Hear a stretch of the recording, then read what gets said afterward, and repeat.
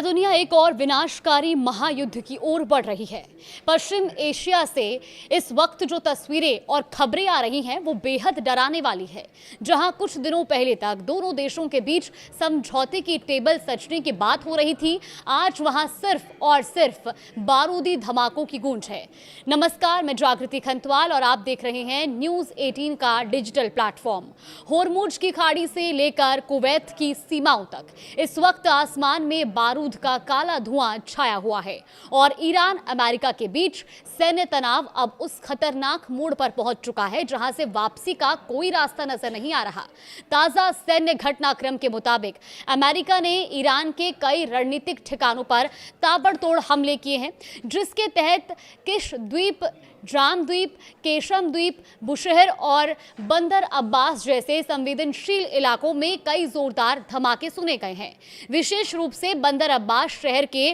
पश्चिमी हिस्से में एक के बाद एक 5 भीषण विस्फोटों ने पूरे इलाके को हिलाकर रख दिया और अधिकारियों द्वारा इसकी जांच भी जारी है। अमेरिकी हमलों के जवाब में ईरान भी पीछे हटने को तैयार नहीं है और उसने दावा किया है कि उसने कुवैत में मौजूद अमेरिकी सैन्य ठिकानों को सीधे निशाना बनाने के साथ साथ खाड़ी क्षेत्र में अमेरिका के एक दुश्मन जहाज पर भी हमला किया है। हालांकि इन दावों की स्वतंत्र रूप से पुष्टि होना अभी बाकी है। इस महायुद्ध की आग में अब पड़ोसी मुल्क भी झुलसने लगे हैं। जहां एक तरफ ईरान समर्थक हूती विद्रोहियों ने सऊदी अरब के एक हवाई अड्डे को निशाना बनाया, तो वहीं दूसरी तरफ संयुक्त अरब अमीरात यानी कि यूएई ने गंभीर आरोप लगाया है कि ईरान की क्रूज मिसाइलों ने उसके 2 तेल टैंकरों को निशाना बनाया, जिसमें दुर्भाग्य से चालक दल के एक सदस्य की मौत हो गई है और कई अन्य घायल हो गए हैं। इस भीषण सैन्य तनातनी के बीच अमेरिकी राष्ट्रपति डोनाल्ड ट्रंप ने एक बेहद आक्रामक घोषणा करके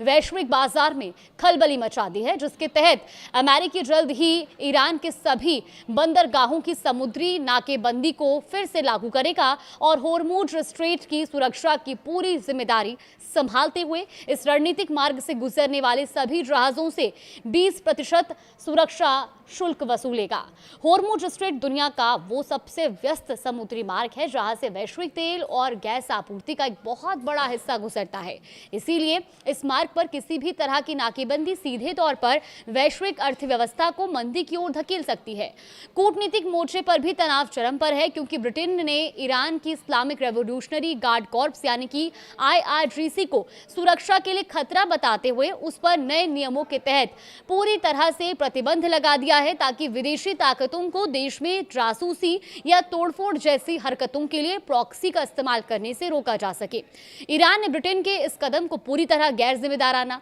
अन्यायपूर्ण और अंतर्राष्ट्रीय कानूनों का खुला उल्लंघन करार देते हुए साफ किया कि रेवोल्यूशनरी गार्ड उसकी सेना का एक आधिकारिक हिस्सा है और वो किसी भी तरह के प्रॉक्सी ग्रुप का इस्तेमाल नहीं करता है। ईरानी सेना के प्रवक्ता ब्रिगेडियर जनरल मोहम्मद अखरमिनिया ने कड़ा रुख अपनाते हुए 2 टूक कहा है कि होर्मुज स्ट्रेट को अमेरिका की आक्रामकता, युद्ध या किसी भी तरह के दबाव के बल पर कभी नहीं खोला जा सकता और ईरानी सशस्त्र बल इस महत्वपूर्ण समुद्री मार्ग पर अपने रुख से पीछे नहीं हटेंगे, बल्कि अपने शहीदों और सर्वोच्च नेता के खून का बदला लेने के लिए प्रतिबद्ध रहेंगे।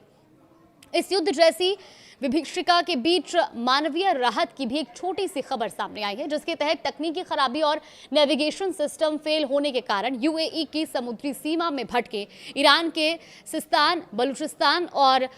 होर्मुज़गान प्रांत के 55 मासूम मछुआरों की आखिरकार 2 महीने से ज़्यादा वक्त तक सुईहान डिटेंशन सेंटर और रास अल खेमह और शारजाह की जेलों में काटने के बाद वतन वापसी हो रही है, जिसकी पुष्टि अब अबू धाबी में मौजूद ईरानी दूतावास ने की है। अंततः विशेषज्ञों ने माना कि पश्चिम एशिया का ये संकट अब केवल 2 देशों की आपसी जंग नहीं रह गया है और अगर हालात जल्द नहीं संभले तो इसका सीधा और विनाशकारी असर वैश्विक तेल आपूर्ति, समुद्री व्यापार और पूरी दुनिया की क्षेत्रीय सुरक्षा पर पड़ सकता है, जिसे रोकने के लिए तुरंत बड़े कूटनीतिक प्रयासों की सख्त जरूरत है।